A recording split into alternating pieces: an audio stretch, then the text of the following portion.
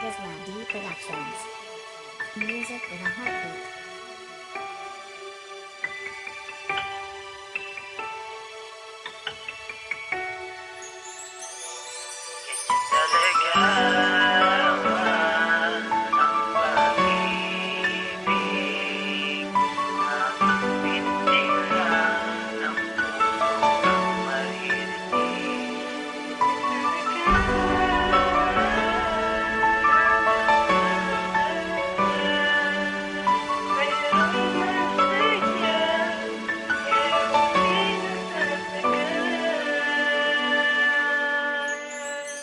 Necropolis Music Records. Minsan sa buhay natin di maiiwas, ang puso ay ang kinig. Mapapamahal ka nang hindi mo pansin, hanggang sa iyong puso't isip ay di na kayang tanggalin. Ang pangalan niya ay uuki, at ang pag-ibig sa kanya'y ipipilit.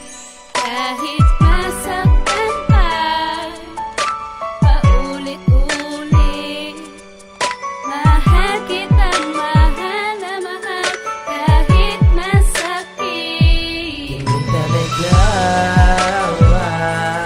ang pag-ibig, tanging pintig lang ng puso ang maririnig. Ganyan talaga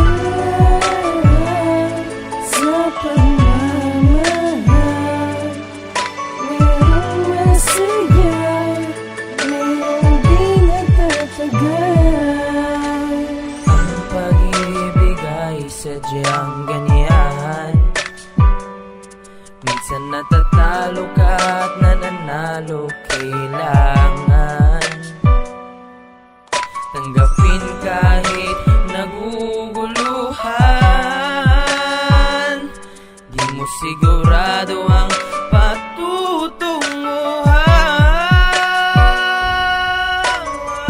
Sa isang relasyon di maiiwasan na mahirapan at masaktan ng di inaasahan. Sa pagmamahalan, pipilitin kang maging tanga kahit di mo kagustuhan. Ang pag-ibig, tanging pintig lang ng puso ang maririnig. Ganyan talaga sa pagmamahal, merong masaya, merong di nagtatagal. Ganyan talaga ang pag-ibig, sa una lang lagi masaya. May mga selos at tampo kaya minsan masasakal ka.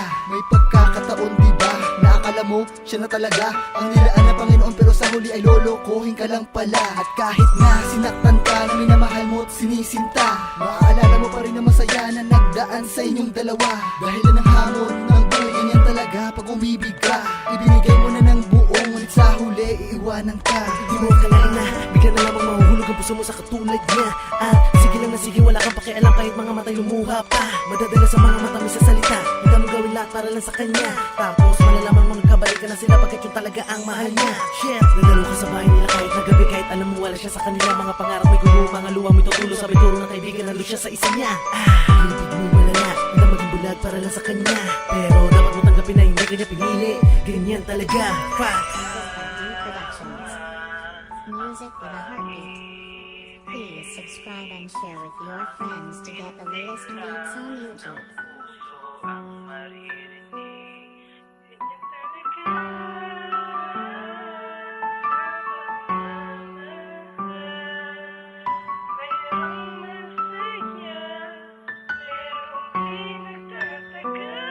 Ganyan talaga